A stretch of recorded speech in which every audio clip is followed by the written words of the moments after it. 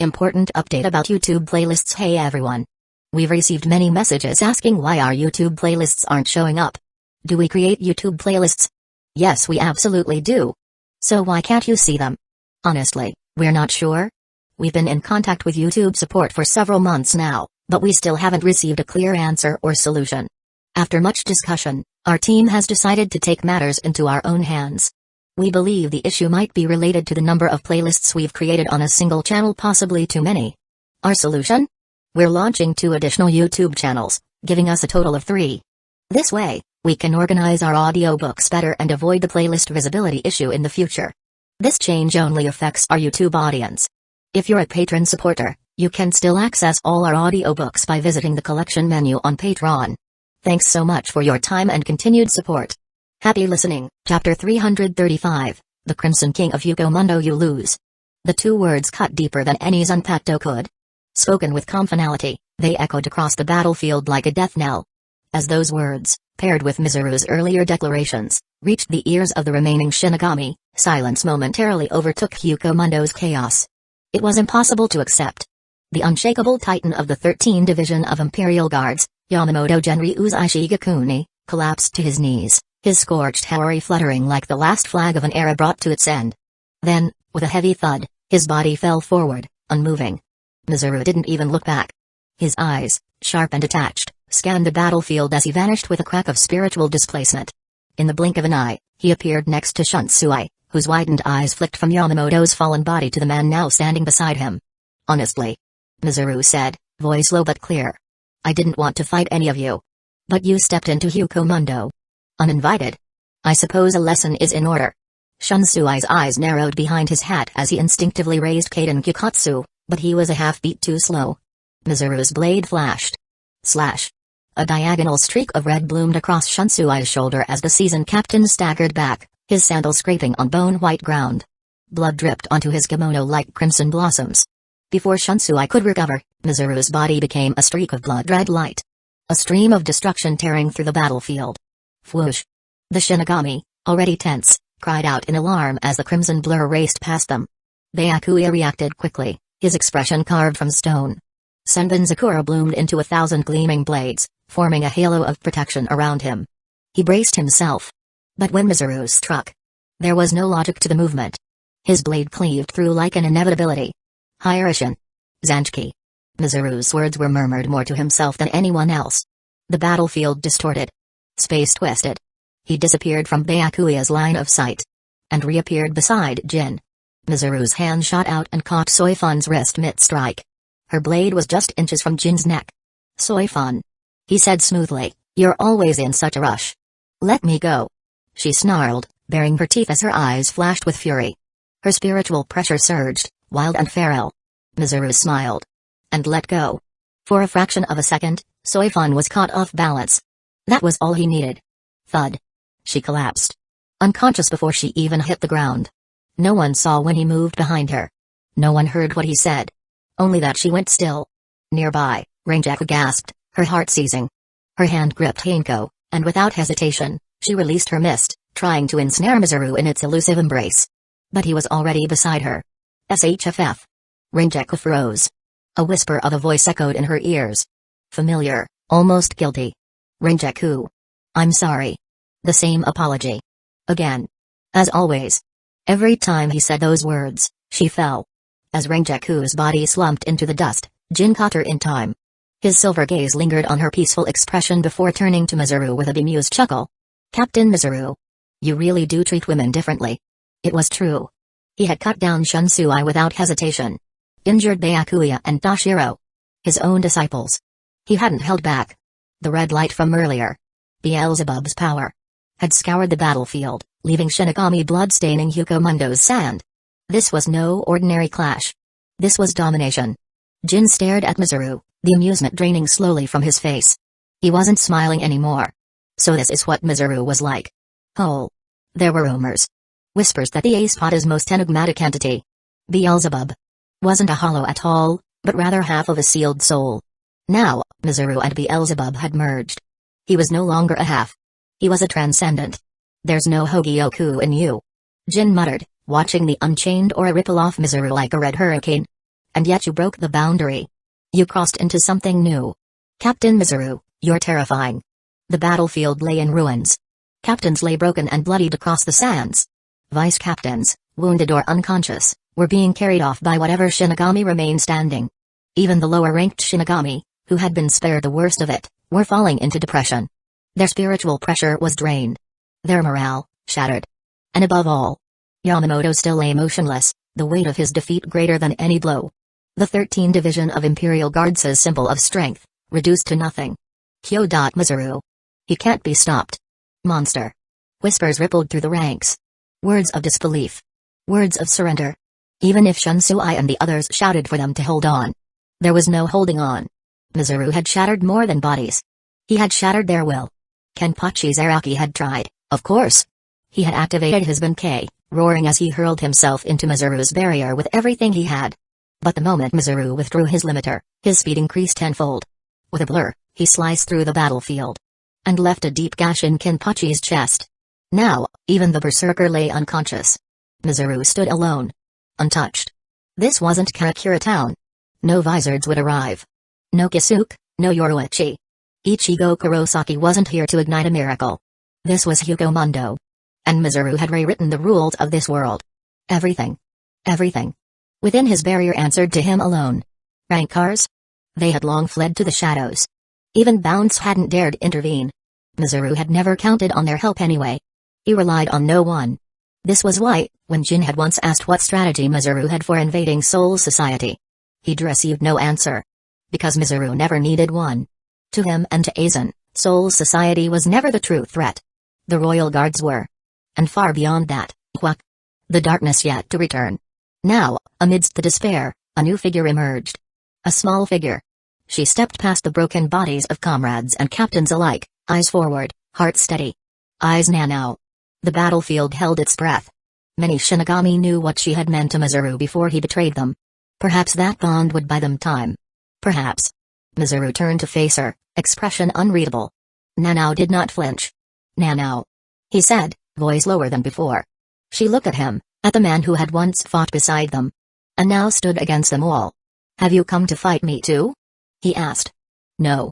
Nanao answered, her voice trembling just slightly. I've come to remind you who you used to be. Chapter 336, The Sinner Who Spared Soul Society. Soul Society. The spiritual pressure in the air was far gentler than the overwhelming density of Hueco Mundo. It was breathable. Calm. Weak. A deep rumble echoed as the massive dimensional gate opened once more. The Senkaimon, sealed tight for days, now split apart like a wound reopening. One after another, silhouettes in black Shyakusho stepped through the glimmering threshold. The first few Shinigami emerged with hunched shoulders, worn-out footsteps, and dull gazes that lacked any trace of victory. Shibakayan had received the summons the moment the gate stirred. Despite not participating in the expedition, he rushed to the gate's location on the edge of Rakongai. With him was his vice-captain, Hisagi Shuai, who shared Kaien's urgency. The expedition had been aimed at capturing or eliminating traitors. Among them, two names that echoed deeply in their hearts, Kyo-Mizuru, once Kaien's trusted friend, and Tausen Kaname, Shuai's former captain. Both were sinners in the eyes of the 13th Division of Imperial Guards. And yet, there was something about the stillness in the air that told them this was not a victorious return. As Kaien and Shuai reached the outskirts, they found themselves surrounded not by the triumphant cries of returning heroes but by a haunting silence. Rows of seated officers and unseated Shinigami milled about, tending to each other's minor injuries. Or merely staring at the ground, as though in a daze. This. Kaien's eyes narrowed. There was no cheer. No celebratory reunions. The morale was not low. It was shattered. These soldiers had not returned from a glorious conquest. And yet, there were barely any signs of battle on the ordinary troops. No grave injuries. No signs of a brutal war fought in the harsh white sands of Hueco Mundo. Only when Kaien and Shuai pushed through to the front ranks did the truth begin to take shape. There, among the highest-ranking officers, captains, lieutenants, and seated members, were the real wounds. Bloodied garments, scorched skin, broken Zanpakuto fragments strapped in silence to their backs. The air hung heavy. Even Shuai, ever composed, felt his chest tighten at the sight. What happened? Among the wounded stood Soifan, conscious but silent, her gaze distant.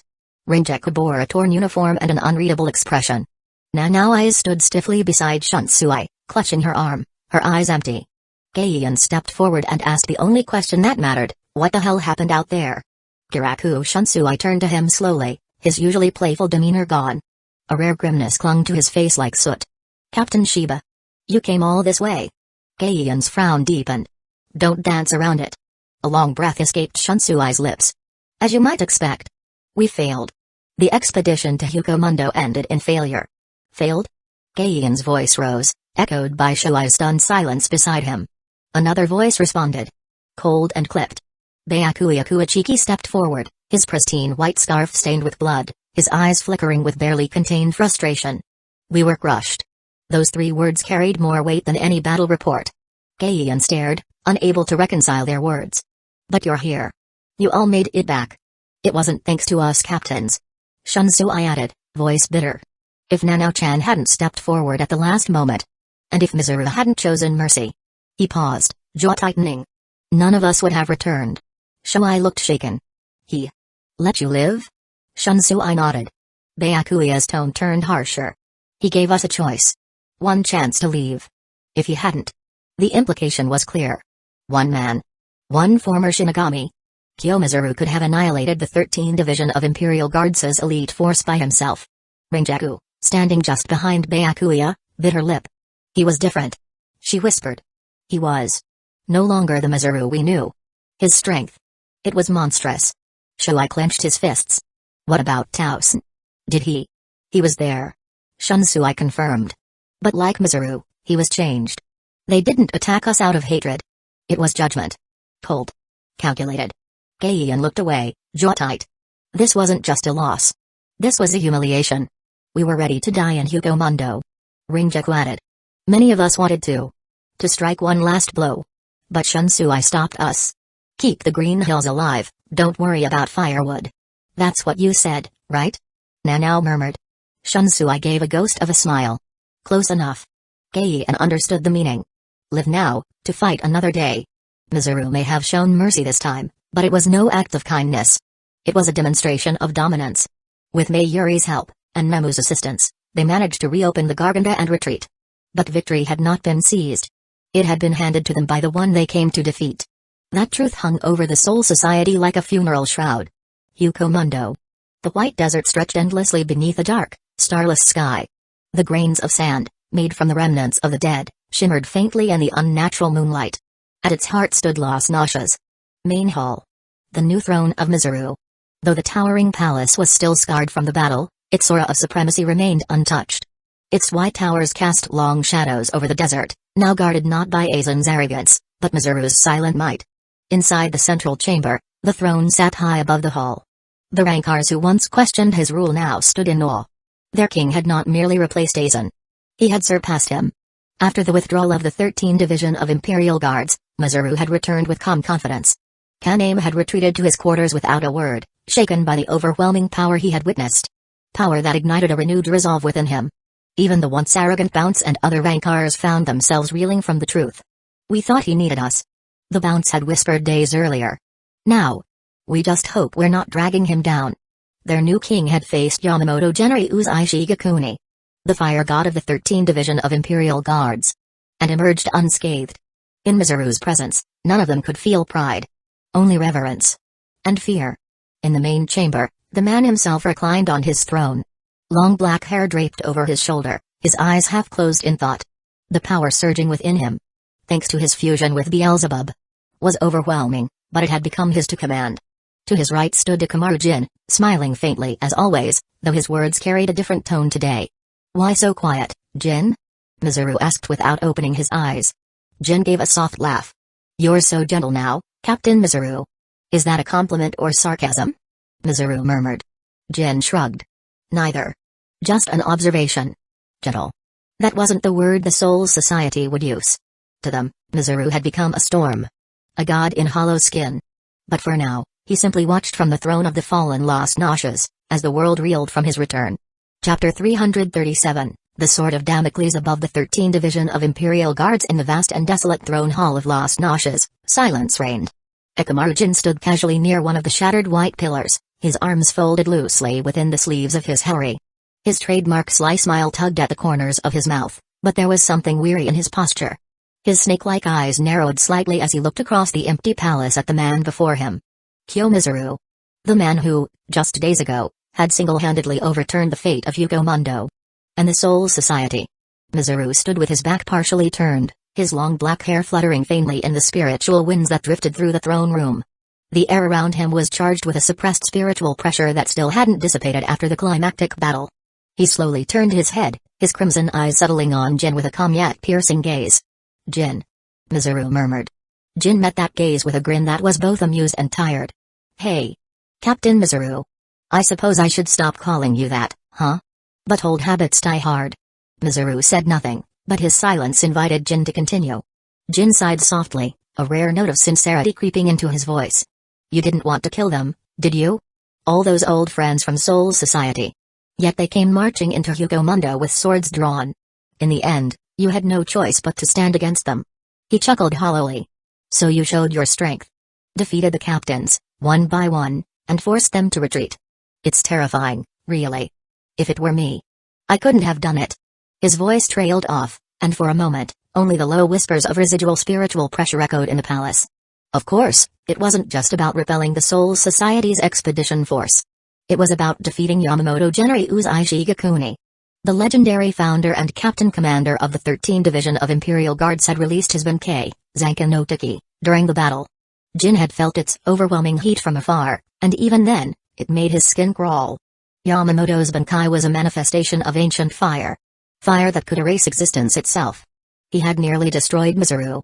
At the peak of the battle, Yamamoto had cracked Mizuru's barrier with a single swing, his flames damaging Mizuru's Zanpakuto in a way that seemed irreversible. The oppressive spiritual pressure, the apocalyptic heat. It was enough to leave even the most hardened Shinigami trembling. No wonder Aizen had gone to such lengths to neutralize Rijinjaka during the Battle of Karakura Town, even creating Wonder Whisk to suppress its flames. Because Aizen knew, Yamamoto's Benkei was something even he couldn't control. But the reality they all had to face now was even more terrifying. Mizuru had only been using half his power. Beelzebub, the true Saroe Spada, long thought to be a separate entity, was in fact a piece of Mizuru's own soul, split from him many years ago. Now that Beelzebub had returned, Mizuru's power had become whole once again. At full strength, not even Yamamoto Genri Uzai could stand against him. Yet what shocked Jin the most was not the sheer power. It was what Mizuru chose to do afterward. Despite having the captains of the 13th Division of Imperial Guards kneeling before him in defeat, Mizuru had spared them. He let them return to the Soul Society alive. A gesture of mercy. A decision that left a ripple even in the cold hearts of the criminals imprisoned in Mukan. Jin smiled faintly. "Still. You're amazing, Captain Mizuru. You really are." But Mizuru shook his head slowly, his crimson gaze unwavering. "You're mistaken, Jin. Oh? The reason I let them return isn't because I pity them. It's because I need them alive. For now." His voice was calm, but layered with depth and purpose. This expedition didn't bring many foot soldiers. Instead, they sent captains and vice-captains. Key strategic pieces of the Soul Society. If I killed them all here in Mundo, it would hollow out the 13th Division of Imperial Guards. And that would only benefit the ones hiding in the shadows. The true enemies who wait patiently. His eyes narrowed. "I don't engage in trades that lead to losses." Jin raised an eyebrow, pretending to be surprised. "Is that so?" But inwardly, he thought, what a duplicitous man. He won't just admit that he has feeling for them. Still, he didn't press it. "Aren't you worried they'll come back in a few months? The Soul Society isn't exactly known for letting things go." "I'm not," Mizuru replied, without hesitation. After Captain Yamamoto's defeat, he and the other captains must now understand a simple truth. He lifted his hand, letting a thin stream of crimson spiritual pressure spiral into the air like a flame. "The power I possess now has surpassed even Aizen's at his peak." A silence followed. Mizuru let the weight of his words settle before continuing. "I showed mercy out of sentiment, nothing more. But if they dare provoke me again, next time, I will show no such restraint." Then, as if shifting topics entirely, Mizuru added coldly, "The nobility does not represent the entire Soul Society." The statement seemed abrupt, even disconnected.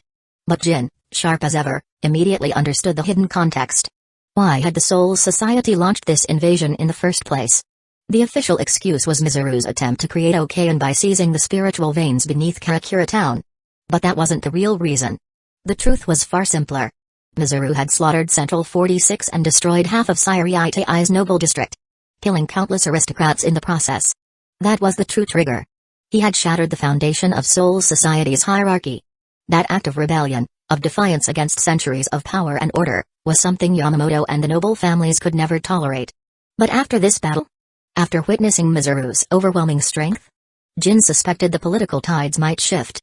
Most of the 13 Division of Imperial Guards as Shinigami were of commoner origin.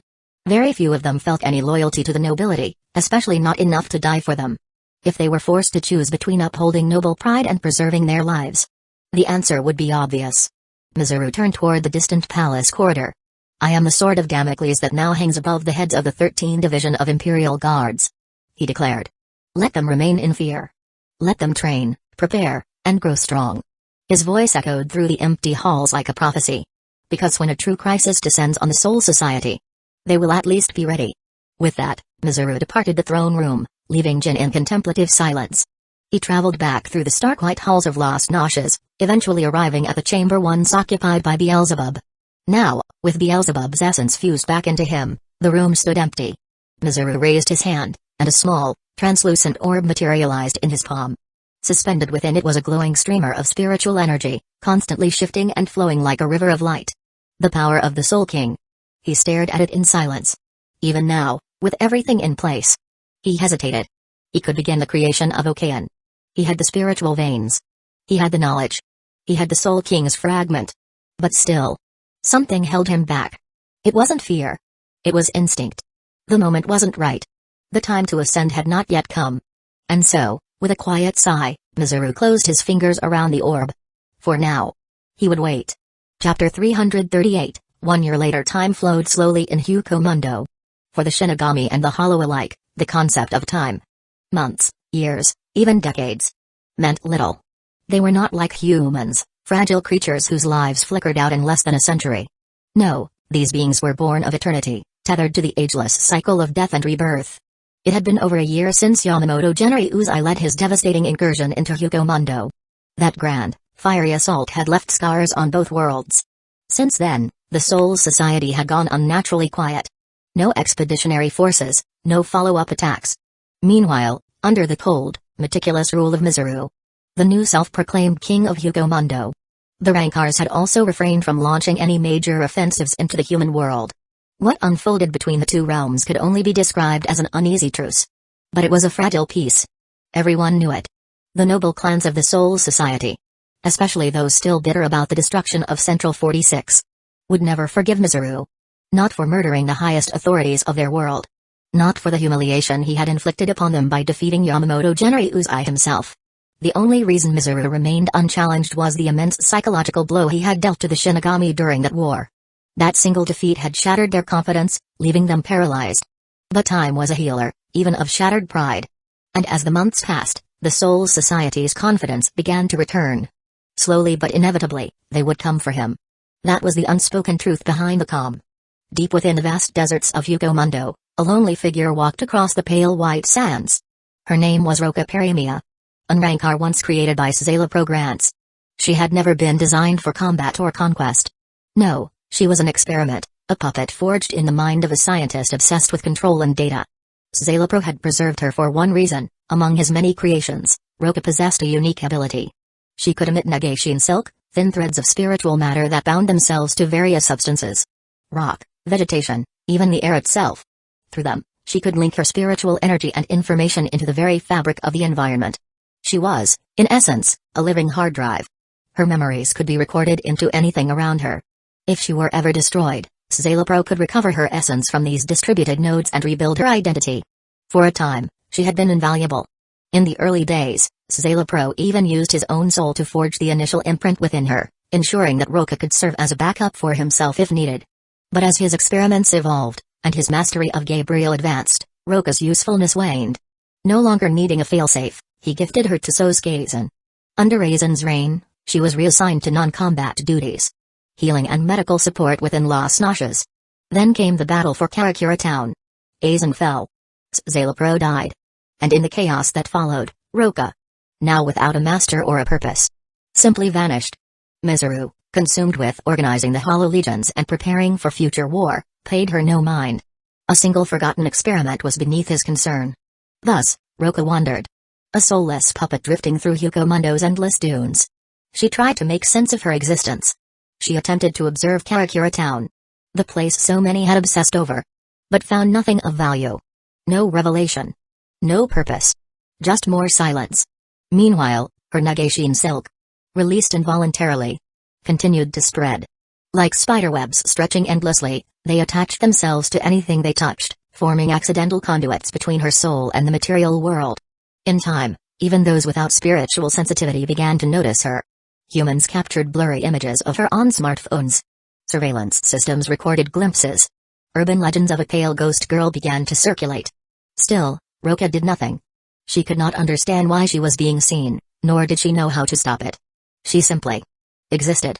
The only blessing was that her instincts, possibly coded by Szayelopro himself, urged her to flee whenever Shinigami approached. After another narrow escape in the human world, Roka opened a Garganta and returned to Hueco Mundo. But this time, something had changed. She had inadvertently wandered into the territory of a group of exiles. Beings who had also once belonged to Las Noxias. They called themselves Picaro. But they were not a single being. Picaro was a collective. A swarm.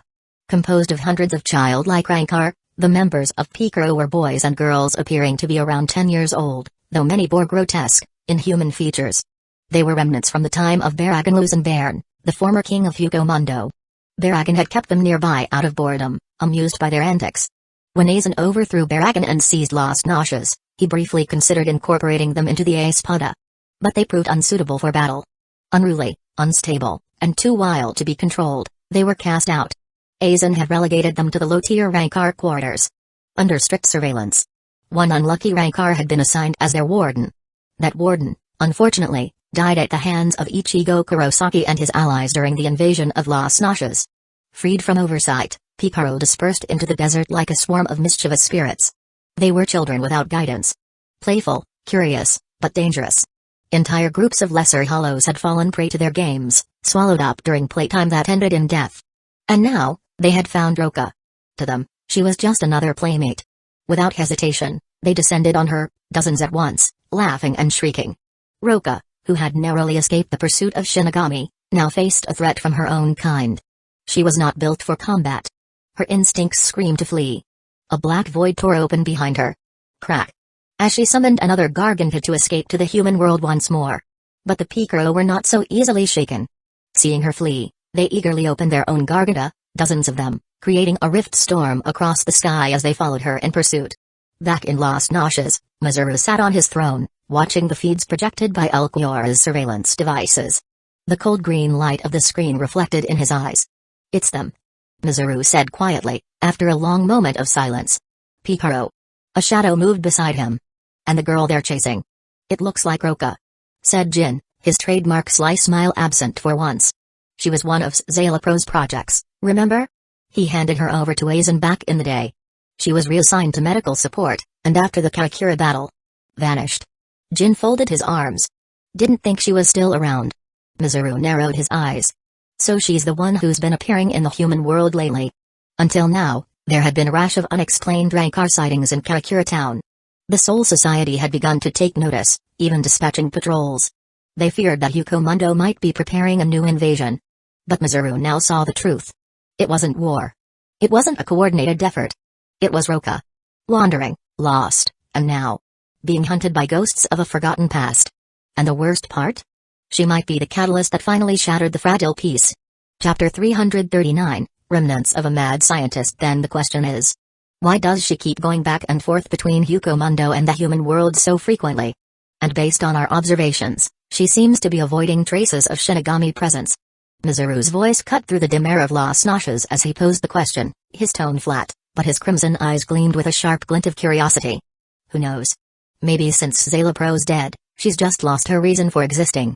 Jin replied, his ever-present smirk playing on his lips as he leaned lazily against the cold pillar behind him. Roka, once merely one of Szayelapro's experiments, had never been anything more than a tool in a pink-haired scientist's eyes. Even as a Rancor, she had been treated like discarded scrap.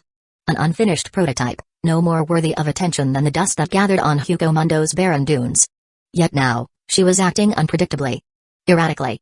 And that, more than anything, had caught the attention of Mizuru. Not because of concern. But because of boredom. Even after the Soul Society ceased their incursions into Hueco Mundo over the past year, the Eternal Twilight Realm remained stagnant. Still, barren, and devoid of vitality. Time crawled in silence. Even Jin, who was infamous for enduring the dull ache of manipulation and long games, had begun considering personal projects to pass the time. For instance, could one grow persimmon trees in Hueco Mundo? Jin's hypothesis was simple. If Siriite AI could support spiritual flora with a lower spiritual particle density than Hueco Mundo, theoretically, the latter could sustain even richer growth. But before any tree could take root, Hueco Mundo's harsh and corrosive environment would need transformation. Another long-term experiment, one that perhaps only Jin could find amusement in. Mizuru murmured, pulling his gaze away from the illusory screen Alquiora had projected, showing Roka and Pikaro's recent activity. Without further word, the trio, Mizuru, Jin, and Alquiora, dispersed from the throne hall of Las Noches. Returning to his own domain, Mizuru stood in the middle of the room, the obsidian floor reflecting the shimmer of his flowing white robes. He unsheathed his returning blade. The weapon that had once belonged to Beelzebub. The blade, now fused with his essence, bore a near-identical shape to his original Zanpakuto. Only its length had increased, as though acknowledging the greater power it now housed. Mizuru held it horizontally before him and closed his eyes. The silence around him thickened. When his eyes opened again, he was no longer in Hueco Mundo. He stood within the ocean of blood. A world forged within his soul. Where once there had been rivers coursing crimson through endless plains, now there was an entire ocean, roiling and turbulent. It mirrored the terrain of his Benkei, though to call it that now would be misleading. After all, his Zanpakuto had been irreversibly destroyed during a previous Benkei state. The blade in his hand now was no longer simply a Shinigami's weapon. It was a new vessel, a new medium, forged from necessity and transcending boundaries. His power had been forced to find another form, and it had chosen this. The resurrection blade, shaped from the remnants of his shattered soul and the power of Beelzebub. Why could he do this? Because Mizuru's soul was never native to this world. His power did not originate from the balance maintained by the Soul King, nor was it bound by the limitations of the Shinigami, Rancor, or Quincy. As he once told Genri Uzai Yamamoto, the Zanpakuto was merely a vessel. A tool that adapted his essence to the rules of this world. If he were born a Shinigami, it would become a Zanpakuto. If born a Rancor, a resurrection blade. If born a Quincy, it could become a spirit weapon or a fulbering. His abilities manifested in a form that aligned with his current identity. But the origin was always the same, Mizuru's true soul, tainted by two fragments of primal law he had unknowingly carried with him through the cosmic chaos that birthed him. The law of soul and the law of slaughter. They had drifted into his essence from beyond the barriers of this universe, and with them came the ability to consume spiritual energy indiscriminately. Rancor, Shinigami, or Quincy alike.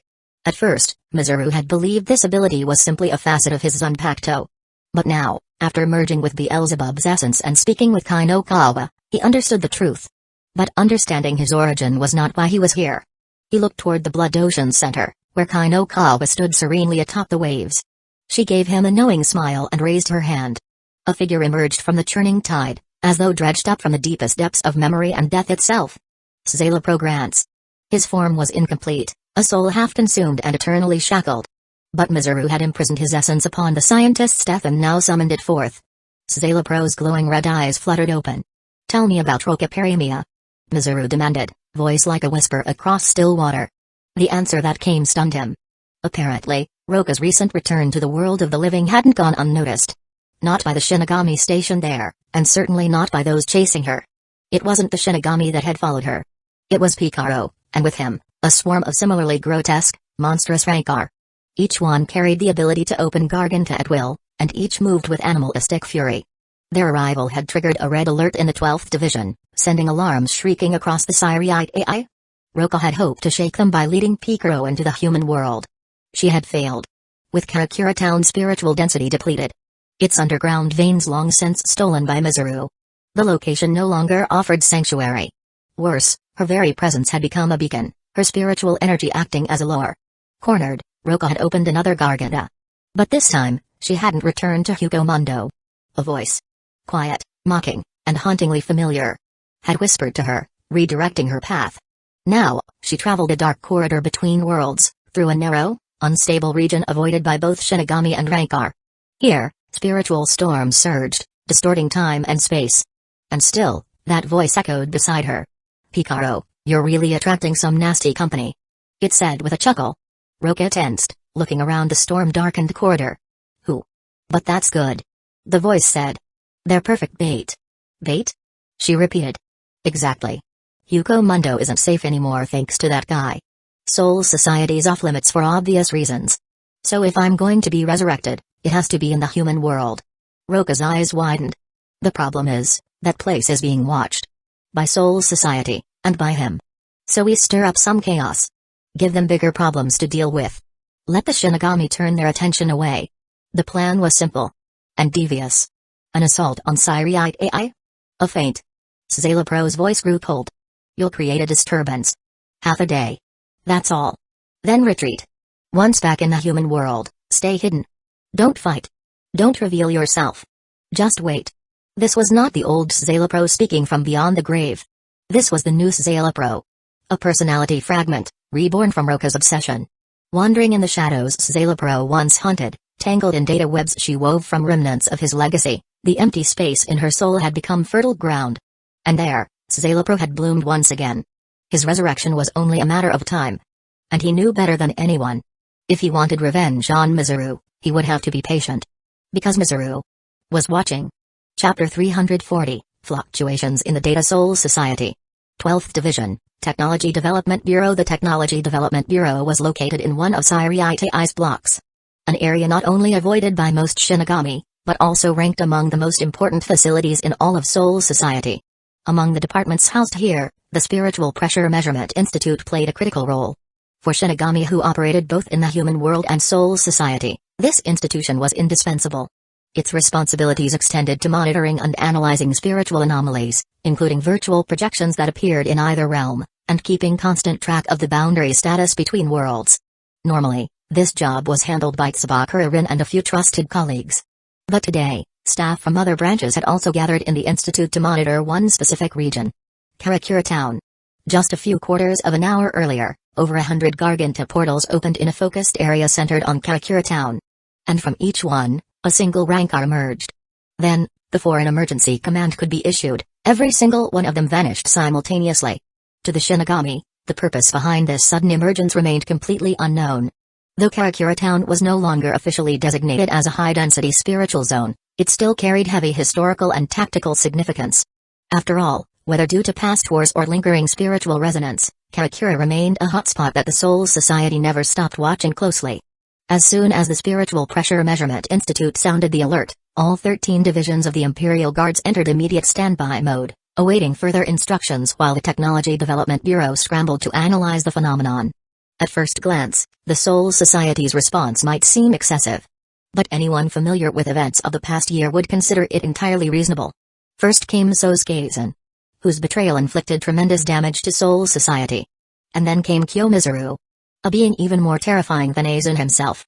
Both of them had defected, and both had once walked the halls of Siriite AI with grace and gentleness. But when they turned, they became monsters. Mizuru's defeat of Captain Yamamoto in single combat still haunted many. Still, those Rancors were strange. Murmured Kunimiko, a bespectacled Shinigami with sharp eyes, speaking while idly typing data into a terminal. There were so many of them, but the quality of their spirit particles was almost identical. And instead of opening one large Garganta, they all opened one each. Isn't that terribly inefficient? Hearing her observation, Hayasu, the head of the experimental test section, who looked like a mix between a catfish and a hanging bell, chuckled and replied, if they were subordinate class Menno's grand, that kind of uniformity in spiritual pressure isn't rare. But, he continued, his tone shifting, after they become Rancor? Maintaining that kind of similarity is very unusual. Don't you agree, Akin? He turned toward the horned figure beside him. Akin, the deputy director of the bureau. There are a few plausible theories. Akin responded calmly. But verifying any of them would require more data. TCH, I was hoping we could get ahead of this before the captain comes back. Muttered Toru from another terminal, clearly exasperated. Forget it. Someone scoffed. Whatever you write up in a rush will just get shredded by the captain anyway. Where is the captain, anyway? Toru asked, glancing toward the office door. He was summoned by Central 46. Akin replied. Something to do with the time Ichigo Kurosaki broke into Soul Society. Apparently they're rehashing the incident when the captain had several members of the 12th Division blow themselves up. The mood shifted slightly at that. Everyone present remembered the brutal efficiency of Kurotsuchi Mayuri. When Ichigo and his comrades were originally branded as travel disasters, Mayuri had equipped 12th Division foot soldiers with internal explosives. These poor souls were ordered to get close to the intruders and then detonate. To their captain, this wasn't cruelty. It was merely resource optimization. Wait. They're still on that incident? One researcher asked in disbelief. It's been over a year. Another added. Apparently, this new batch of Central 46 nobles just took office. Akin said flatly. They probably want to make a show of authority. This kind of political move is typical when people are trying to establish power. After the chaos wrought by both Aizen and Mizuru, the previous Central 46 had been annihilated. Twice. Aizen first wiped them out entirely. When replacements were finally appointed, Mizuru destroyed them as collateral during his decimation of the noble district. Countless noble families were extinguished in that catastrophe. After the decisive battle in Karakura town, Captain Yamamoto didn't even bother refilling the council immediately. The noble hierarchy had been so devastated that there simply weren't enough surviving elites to fill the vacant seats. Only after the Hueco Mundo expedition failed did Yamamoto turn his attention back to Central 46. But with most high-ranking nobles gone, the Imperial Guards had no choice but to turn to lesser noble families to fill the roles. Something previously unthinkable. Though inexperienced and nervous, the new appointees understood the fate of their predecessors. None of them dared declare vengeance against Mizuru or Hueco Mundo. Instead, they chose a safer route. Combing through past incidents for scapegoats. Which led them back to Mayuri. Maybe they'll try to imprison him in Muken. Someone muttered, half joking. If it's the captain, he'd probably enjoy it. Another quipped. He might start analyzing his cellmates and collect samples. The room erupted into low laughter as everyone kept their eyes on the data streams from Karakura town. Tsubakura-rin finally asked, hey, that Muken place. That's the deepest level of the underground prison, right? Is Aizen the only one locked down there? There are a few others. Akin said after a pause. Not many. But yes. Besides Aizen, a handful of individuals have been sentenced to Muken over the centuries. Muken. The 8th level of the Soul Society's underground prison. The final destination for Soul Society's worst criminals. Those not sentenced to execution via Sokyoku, but still considered too dangerous to walk free, were sent there instead. Bound by unbreakable bakudo, unable to move, blindfolded to rob them of sight. It was less a prison and more of a living seal. I heard some of them have sentences exceeding 10,000 years. Someone said, voice barely above a whisper. That's right. Akin confirmed. And one of them. You all should know. That man Ashiro Soya. Chapter 341, Awakened Sinner in the Technology Development Bureau, chatter buzzed among the researchers. Their conversations flowed naturally from one topic to another, beginning with whether their captain would be imprisoned in the Muken, and drifting toward speculation about the criminals already sealed within. The moment Ajin mentioned the name Ashiro Soya, a weight seemed to descend upon the room. Every researcher fell silent, their expressions turning grim. They all understood the gravity of that name. Ashiro Soya. The 8th Kenpachi. A name once synonymous with unchallenged strength. The one called Kenpachi Ashiro, a terrifying title in its own right. Kenpachi. A title bestowed only upon the mightiest Shinigami. His strength was beyond question, an embodiment of carnage. Coupled with Sosuke Aizen's imprisonment in Muken more than a year ago, the mention of Kenpachi Ashiro brought dread. After all, anyone incarcerated in Muken wasn't just a criminal. They were a force of nature. The kind of being that, once unleashed, could rend worlds. TL note, rend is not a typo, it means tear. If those who had fled Hueco Mundo were ever captured and judged for their crimes, the Technology Bureau researchers were certain of one thing, they wouldn't be executed. They'd be thrown into infernal affairs. Muken. Just then, the Bureau's internal sirens wailed, their piercing sound echoing through the lab halls. BZZZZZT. What's going on? A false alarm? Hayasu and several others whipped around toward the alarm monitors. For a brief moment, every soul in the room silently prayed it was a system malfunction. Because a disturbance like this was anything but routine. Nico, pushing up her glasses, muttered, This just manifested in our world. All eyes locked onto the screens. And their breath collectively hitched. Massive, irregular readings were appearing on the detectors. The data confirmed that a large group of Rancor had just entered the Soul Society. Not a handful. Not a strike team. Hundreds. Impossible. Someone whispered. The screens blinked turgidly, confirming the shocking report. The Rancor presence wasn't centralized. They were scattered across all of Rakongai's districts. And worst of all, they had surrounded Syriite AI? Even with the barrier of murderous stones active. Is Hueco Mundo launching a full-scale invasion? Panic rippled through the researchers. The Soul Society had launched a massive assault on Mundo over a year ago. A counterattack wasn't unthinkable. Still, while the Bureau's staff were agitated, the 13th Division of Imperial Guards remained composed. Thanks to a prior alert issued when large numbers of Rancor had previously appeared in Karakura town, preparations were already in place. The captains and lieutenants had mobilized. And so, the battle began. But what they encountered shocked even seasoned warriors. These Rancor weren't soldiers. They were children. At least, that's how they looked. Their appearances were eerily youthful, almost innocent. A few even resembled the young of non-human creatures. Despite their hollow masks and spiritual pressure, something was off. They were weak. Pathetically so. Nothing like the battle-hardened Rancor they were used to facing. What the hell is this? More puzzling, the Rancor were disoriented.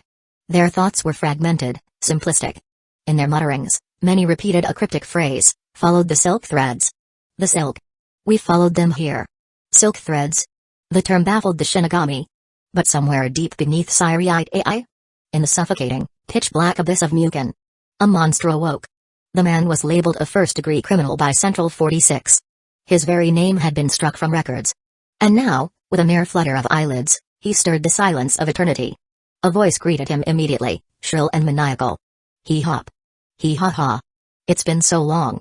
You haven't opened your eyes in centuries. Or was it seconds? 250 years? Maybe 500? Or 20,000? Or did you blink just now? Hee-ha. Hee-ha-ha. Her cackling echoed off the black walls, maddening in its rhythm. The man said nothing. But slowly, his eyes opened fully. And with them, the darkness lit up faintly. Light bathed only the floor he stood on. A floor of obsidian material unique to Mugen. Nothing else was visible. The ceiling, the walls, all were lost in impenetrable shadow. Yet, within that dark void, he saw her. A woman in a pristine white kimono. A black leather band covered her eyes. Gold ornaments sparkled across her wrists and collar. She tilted her head and smiled, dazed and delighted. Oh. Yes. After Aizen was defeated by the Shinigami agent, then sealed away by Kisukura Hara himself, the third seat of the 2nd Division, who was promoted to captain of the 12th and took over First-Generation Technology Bureau. But he was framed by Aizen, and cast out of Soul Society. She twirled with glee. Then, because of all that chaos, they sentenced him to 20,000 years in Mugen. That was the last time you opened your eyes. So, why now? Huh? Why wake up now? The man didn't respond to her tone. He simply murmured, a filament ran into my body. Filament? Oh? Is this going to be one of those topics? Should I get excited? He replied flatly. It's not something exciting. It's spirit suns. No. Negashin silk. The woman's head jerked in curiosity, but the man no longer looked at her. He stood motionless, yet the feeling of a storm gathering emanated from his body. Wait and see. Then decide. Is it time to leave this place? He wasn't bound by the prison. The prison was bound by him. Meanwhile, in Mundo, Szayelapro's screams had finally faded. Mizuru pulled back his consciousness, letting out a sigh. Truly a genius. He muttered. The experiments. The madness. The obsession. Even in torment, Szayelapro had impressed him. Especially when he revealed the workings of Roka. A terrifying ability. One capable of encoding memory, intellect, and personality into threads of Negashin silk. If the original host were destroyed, Roka could reconstitute them, piece by piece. Memory, thought, instincts. Eventually, the personality of Szayelapro would override Roka's entirely. A soul overwritten by data. Not merely reincarnation. Something far more terrifying. Rebirth by design. A chill wind swept through the white sands of Mundo. And somewhere in the dark corridors of the Soul Society, the silk threads continued to drift. Toward chaos. Chapter 342, The Woman Who Whispered Kinpachi. If one were to delve into the purest essence of the soul, it would become clear. No matter how thoroughly Roka's personality had been overwritten by that of Szayelapro Grants, the fundamental existence still belonged to Roka Paramia. She was Roka at her core. The soul, the spiritual signature, the very thread of existence that tethered her to the universe. It had not changed. But the soul alone did not define presence. From the perspective of memories, identity, consciousness. It was another story altogether. The entity now acting through Roka's body, speaking her voice, moving her limbs, and carrying her intellect, was undoubtedly Szayelapro. After unraveling all of this in his mind, Mizuru's heart stirred with mixed emotions. Amazement. Curiosity. And most of all, a sense of discomfort. He had to ask the obvious, where was Roka now? Her body was walking, speaking, breathing. But herself, her being, seemed entirely absent.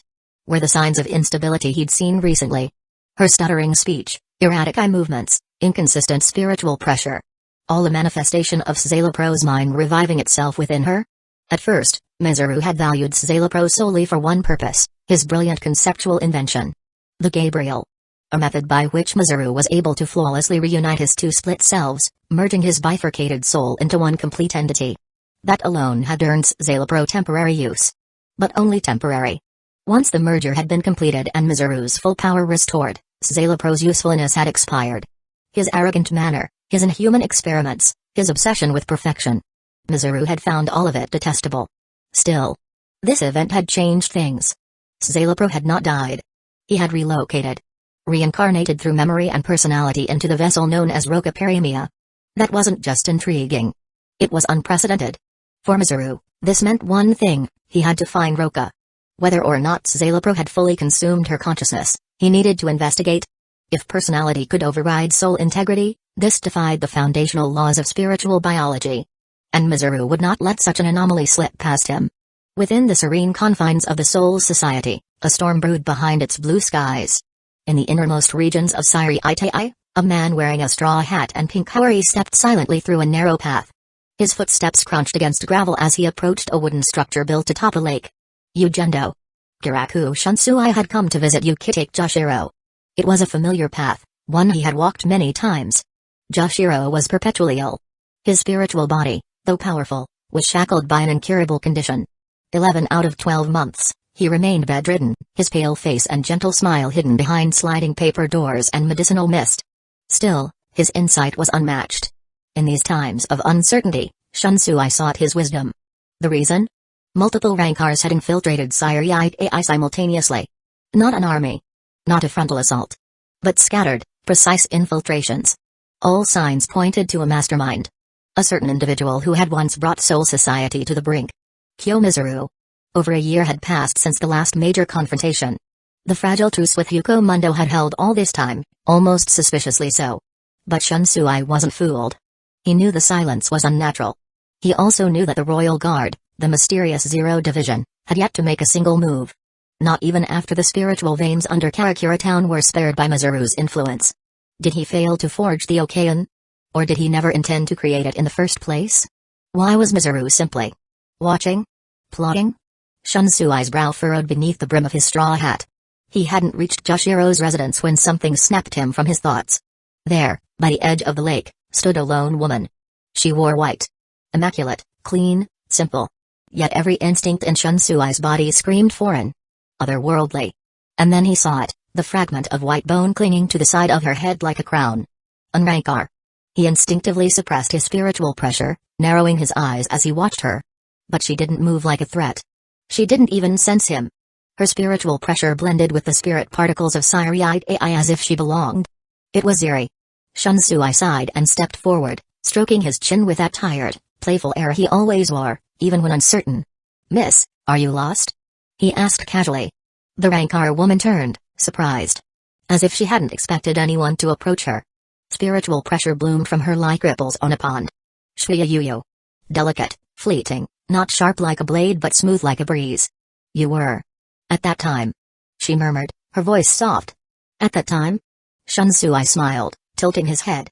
"I think I'd remember meeting someone as charming as you." He watched her carefully. No hint of hostility. No sign of aggression. Yet, she started to disappear. Not using Garganta. Not even Sonito. She simply faded. Like morning mist under sunlight. "You were with Kenpachi Kuruyashiki back then, weren't you?" she asked suddenly. His eyes widened. "Kenpachi Kuruyashiki?" Before he could speak, she bowed slightly. "I'm sorry. The scenery here was just so beautiful. I couldn't help myself. I'll disappear now." And then, she was gone. No trace left. Not even a ripple on the lake. Just silence. A moment later, Joshiro appeared, his gentle presence made known by the faint spiritual fluctuation as he emerged from his residence. The encounter with the Rankar had stirred even his weakened senses. The two old friends spoke quietly for a while. And then, Shunsui departed. But his thoughts were now elsewhere. Kenpachi Kuruyashiki. That name hadn't been uttered in Siri-Itai for over 200 years. But now, Out of nowhere, Unrankar, a being of Hueco Mundo, had spoken it. 250 years ago. A wave of minnows grand surged into Soul Society led by a vast Lord. They were unstoppable. Until one man appeared. Kenpachi Kuruyashiki. He was brutal. A beast in human form. His spiritual rope dragged behind him like a chain of death, soaked in the energy of 100 slain hollows. He fought alone. And he won. But victory drew challengers. Another Shinigami emerged. He challenged Kuruyashiki. And defeated him. A miracle. That man's name was Ashiro Soya. He became the new Kenpachi. Kenpachi Ashiro. But soon after, he disappeared from public sight. He had committed a great crime. Details buried by Central 46. He turned himself in. And for his crime, he was sentenced to the lowest level of Soul Society's prison. The Mukin. A cell that even the Royal Guard rarely invoked. Shunsui had witnessed it all. And now, Unrankar woman had uttered Kuruyashiki's name. Just before vanishing without conflict. Why? What connection did she have to the past Kenpachi? What did it mean? As Shunsui wandered the stone paths of Siri Itai, the wind rustling his hairy sleeves, one thought echoed in his mind like an old, forgotten chant, something buried is rising again. Chapter 343, A Conversation Beyond Good and Evil. The bottom of the underground prison, the 8th prison, Mukin. There is only darkness here. Or rather, this is a space where even darkness itself has no identity. No up, no down, no left or right. Gravity does not exist. This is not emptiness. It is erasure. This is the prison known as Mukin. Only a few individuals have ever been sealed here, yet the Soul Society expends an extraordinary amount of power to maintain this void for just those few. It is not for punishment. It is for obliteration. To make sinners forget the world. To make the world forget sinners. This place is a massive artificial void created by the Soul Society, meant to erase the very existence of those within. Almost no one alive now remembers who the first prisoner confined here was. But the memory of the last one imprisoned still burns vividly in the minds of the Shinigami. So's Aizen. Both Shinigami and Hollow. Both savior and betrayer. This traitor once ruled Hueco Mundo and sought to overthrow the Soul King using the power of the Hogyoku. But through the combined efforts of Ichigo Kurosaki and many others, his ambition was crushed, and his immortal body was cast into this bottomless hell. The Sokyoku, the execution tool once used on Shinigami, was already destroyed by then. Not that it mattered. Even if it were intact, it couldn't kill Aizen. Not after the Hogyoku had made him immortal. Thus, he was sealed. His hands, feet, mouth, ears, eyes. Even the sense of touch on his skin. All suppressed with Bakudo and buried in the deepest prison of the Soul Society, deprived of everything. But now, something stirred. Suddenly, without any warning, one of Aizen's eyes opened. One ear regained hearing. The cloth seal over his mouth slowly peeled away. The void remained as it was. Black and infinite. But now there was a glimmer of something foreign. A lantern. Floating softly in the endless dark. It was unnatural, like something not meant to exist in this universe. But it was light nonetheless. Light Aizen had not seen for an age. And yet, he adjusted instantly. Aizen looked upon the man holding the lantern without any surprise, as if this moment had been long anticipated. Calmly, he smiled and said, "Isn't his face tortured by the years? What an honor. To be visited by someone like you." His voice was fluid. Not dry, not cracked. After more than a year of silence, most would be unable to speak. Their throat withered, tongue unresponsive. But Aizen spoke as if he'd never been sealed at all. Not a trace of fatigue or confusion colored his words. He tilted his head slightly, studying the figure before him with calm interest. "What should I call you? Ashiro Soya, perhaps?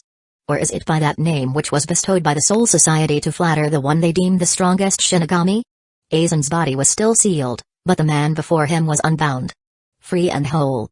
Clearly, this man held more power here, and yet Aizen showed no sign of feeling inferior. If anything, he seemed entertained. The 8th generation captain of the 11th division. Kenpachi Ashiro it is then? From behind the man, a woman in a white kimono suddenly poked her head out. Hee-ha. Hee-ha-ha. Look, look. This guy. This guy named Aizen.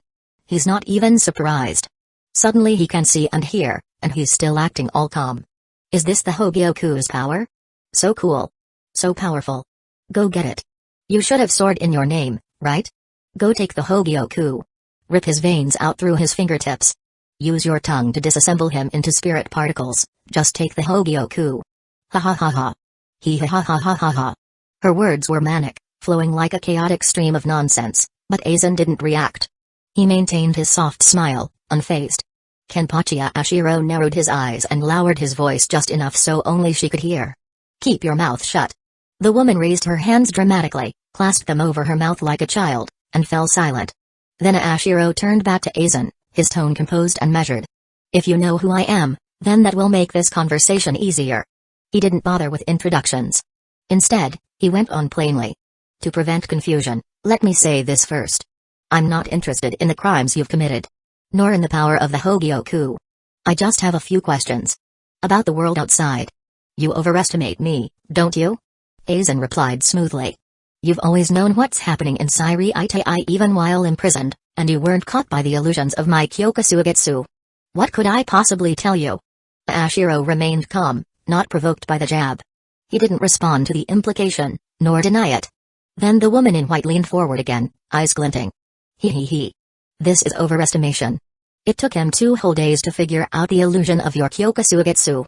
He shut himself in total darkness, muttering, "Strange, doesn't match, this isn't real," for 2 days straight. Non-stop. She mimicked Ashiro's voice and expression as she spoke, mockingly exaggerated, but the man in question showed no reaction. If anything, the stillness on his face seemed more like boredom than annoyance. "You be quiet." "Ah. The gap is so wide now.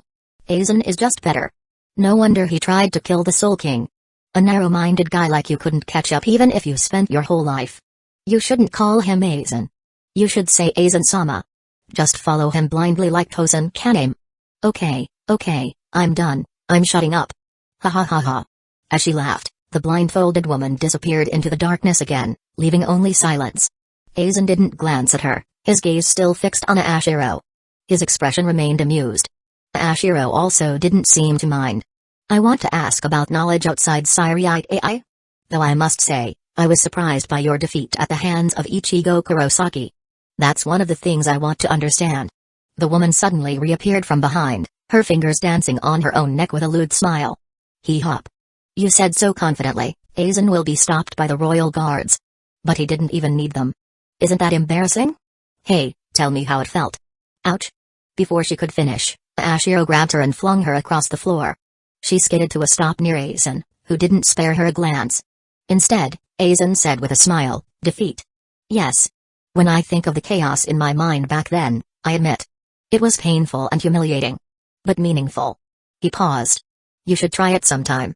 I can't imagine how defeat could have meaning." "Of course you can't. That's why this conversation is so amusing. Shall we continue discussing our difference in perspective?" "No. I don't want to waste time on useless topics." Ashiro didn't hesitate to shut the conversation down. Aizen, undeterred, curled the corner of his lips in amusement. "It's fine. I'll indulge your questions. A little. Thank you. After all, there's nothing in this for you." "There's no such thing," Aizen replied. "From your questions, I can deduce your next actions. That helps pass the time in this dull place." He narrowed his eyes slightly. "Besides, although I failed, those who carry my will have not." That final comment hung in the air like a whisper of prophecy. Ashiro's eyes flickered subtly. Though he was trapped here, he had always known everything going on within Sairi AI. Even if he didn't know the world beyond, he had pieced together much from the fragmented conversations of the Shinigami. He knew, for example, that after his fall, a man named Kyomizaru had risen to rule Mundo. That Soul Society had marched on Mundo. And failed. When Ashiro leaves this place, he had already decided. If he could, he would meet the new king of Mundo. A short time later, after receiving the answers he wanted, Kenpachi Ashiro vanished, dissolving into the darkness like vapor. His exit was as strange and silent as his arrival. Aizen raised the corners of his mouth slightly, then closed his eyes. Everything was proceeding exactly as he expected. As he had said. To predict the results of others' actions from the nature of their questions. That alone was enough. Once again, Mugen fell into complete silence. Swallowed by the void. Chapter 344, The Ghost in Sairi AI. "Do you know what you did wrong?" A cold, heavy voice echoed in the still air, brushing past her ears like a chilling breeze.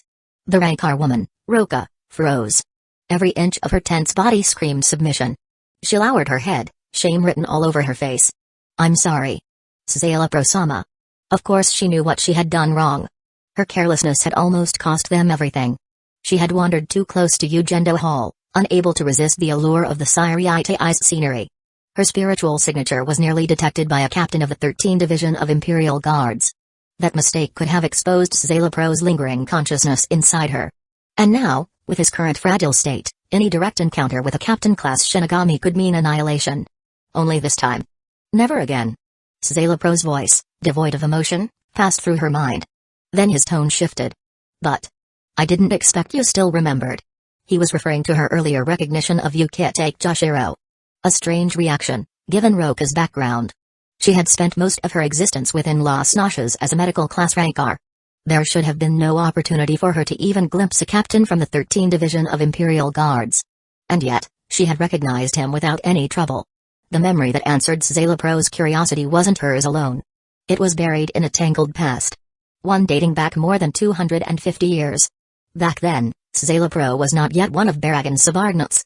But he was already infamous in Hueco Mundo, a tyrannical scientist and a Minnows Grand of the Vesta Lord class. Having grown bored of testing his creations in Hueco Mundo, his ambition had turned outward. Soul Society became his laboratory's next target. To provoke the Shinigami into battle, he unleashed waves of Gillians. Mere test samples. Naturally, they were effortlessly exterminated. Then came a refined creation. Roka, the prototype Ajushas. Modified by Szayelapro's unholy experiments, she possessed power that could rival lieutenants. But when she invaded Soul Society, she was confronted by none other than the monster called Kenpachi. Despite her augmented strength, she was thoroughly outmatched. But the Kenpachi didn't strike the final blow. He paused. Eyes narrowing, as if he sensed something more behind the mask she wore. After a tense moment, he simply let her go, warning the unseen presence. Szayelapro. Lurking behind her. That moment had burned itself into Szayelapro's memory. He had initially intended to destroy Roka once she returned. She was, after all, just an experiment. But something about that fight intrigued him. Perhaps it was due to the man who had suddenly appeared at the edge of the battlefield. Ashiro Soya. Another candidate vying for the title of Kenpachi. His clash with the reigning Kenpachi had left a deep impression on Szayelapro. Observing from the shadows, he gleaned a fragment of power, a hint of potential. And so, in a good mood, Roka was spared by him. From then on, she followed him in his studies. It was during this period she met Joshiro, who had arrived at the scene alongside Kiraku Shunsui as witnesses.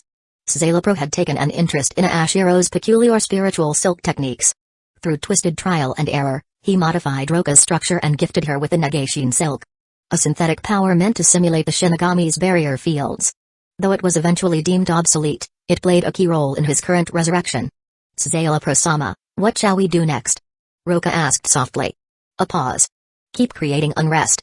But protect yourself. His voice was resolute. The Picaro were useful to a point. They could sow temporary chaos, enough to stir attention. But they lacked the strength for sustained disruption. They were, after all, children at heart. No, if Szayelapro wanted true disturbance, he would need to escalate the game himself. Hueco Mundo was no longer an option. It had become the dominion of that man. The moment he stirred trouble there, Las Noches would descend upon him with full force. No. This wasn't the time for open conflict. But Siriite AI? Ah. Siriite AI was a powder keg. Tension had been building since the defection of Aizen and Mizuru. Central 46 was massacred, and chaos had taken root. The 13th Division of Imperial Guards had held back only because of Mizuru's overwhelming power. But this restraint was artificial. It wouldn't last. The Soul Society, proud and steeped in hierarchy, would not tolerate humiliation forever. So, Szayelapro struck where it hurt most. A thunderous explosion echoed across Siriite AI. Boom. It tore through the tranquility of Noble Street. The very heart of Soul Society's aristocracy. Szayelapro smirked from within Roka's consciousness. He understood their pride. The nobility was the backbone of the Siriite AI's order. An attack on Noble Street wasn't just terrorism. It was heresy. They would be outraged. That fury was exactly what Szayelapro needed. Meanwhile, in the Siriite AI commercial district, nestled between two spice shops and a traditional clothing store stood a small, elegantly crafted building, silver dragonfly glasses. Inside, Omega Mario was picking out spectacles for her brother, Omega Marajirasaburo, who had recently joined the Technology Development Bureau. The store's interior had an old-fashioned charm. Mahogany counters, golden lanterns, and display shelves lined with frames of every shape and color. The shopkeeper, Jinjiro, an aged man who had once been the vice captain of the 6th Division 2.5 centuries ago, still ran the place. Despite having long since retired from the Shinigami Corps, his wisdom and craftsmanship earned him the respect of many. When he stepped into the back room to fetch some wrapping paper, Mario found herself alone. That was when the bell above the door chimed. Ding! A tall figure in a white houri stepped inside. Mario blinked, startled. The houri. The captain's mantle. Only 13 Division of Imperial Guards captains wore it. But she didn't recognize him. His face was sharp, aristocratic. His expression cold and unreadable. His black hair was tied in a low ponytail, his posture immaculate. He walked silently to the counter, removed a cloth bag from his sleeve, and placed it on a wood surface with a solid clunk. The sound was unmistakable. Gold coins. Mario hesitated. What was she supposed to do? The shopkeeper was still in the back. Before she could decide, the man turned to leave. Hey. Wait. She blurted out instinctively. The manager will be back in a moment. He went to get wrapping paper. The man paused, then slowly turned to face her. His gaze locked onto hers. You're Omega Mario. Her breath caught in her throat. How did he know her name?